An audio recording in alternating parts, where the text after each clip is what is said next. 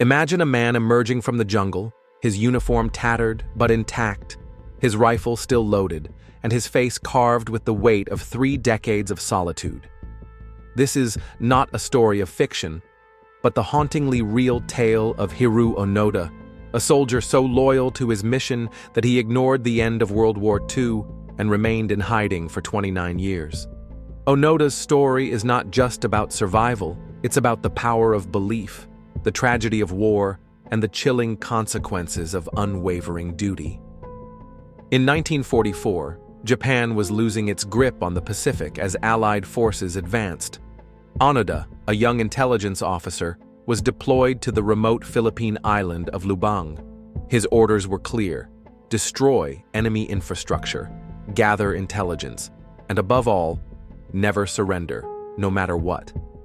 He was told, "It may take years, but we will come back for you."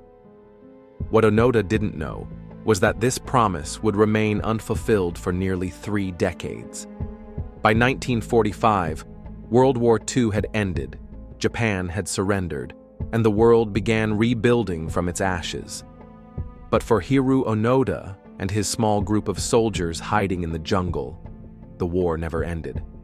Leaflets were dropped from planes announcing Japan's surrender, but Onoda dismissed them as enemy propaganda. Even newspapers and letters from his family, urging him to come home, were discarded as psychological warfare. For Onoda, every shadow was an enemy soldier, every noise a potential ambush.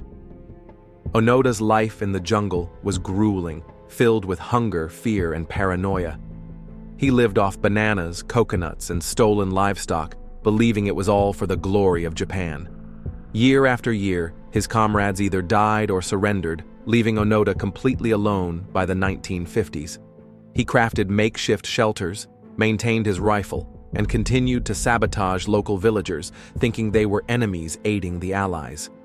The sheer isolation drove him into a state of delusion, where the only thing keeping him alive was his unshakable faith in his mission.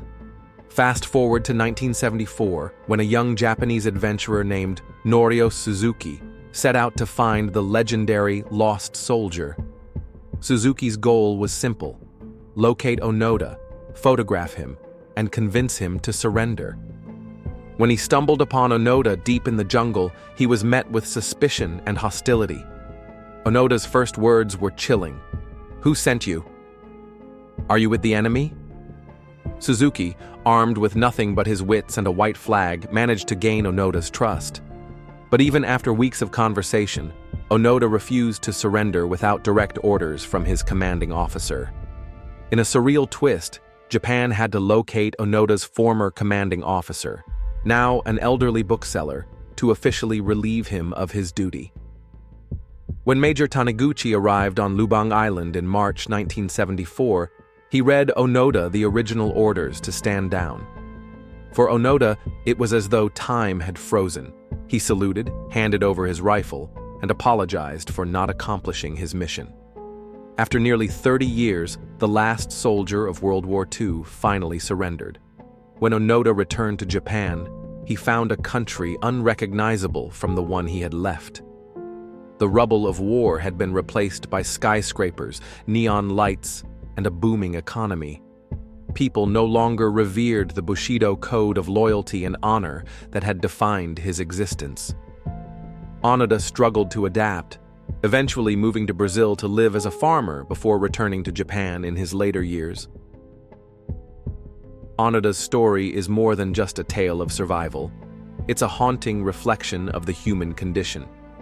His loyalty, while admirable, also highlights the dangers of blind obedience. It forces us to question how much of our lives are driven by beliefs that no longer serve us. Onoda's unwavering commitment to a long-forgotten war serves as a chilling reminder of the consequences of refusing to let go. Imagine dedicating 30 years of your life to a mission that the world has already moved past. What are you holding on to that no longer serves you? Thanks for watching this video. If you like this kind of content, it would be very helpful for the channel if you liked and subscribed. Either way, always take care and have a great day.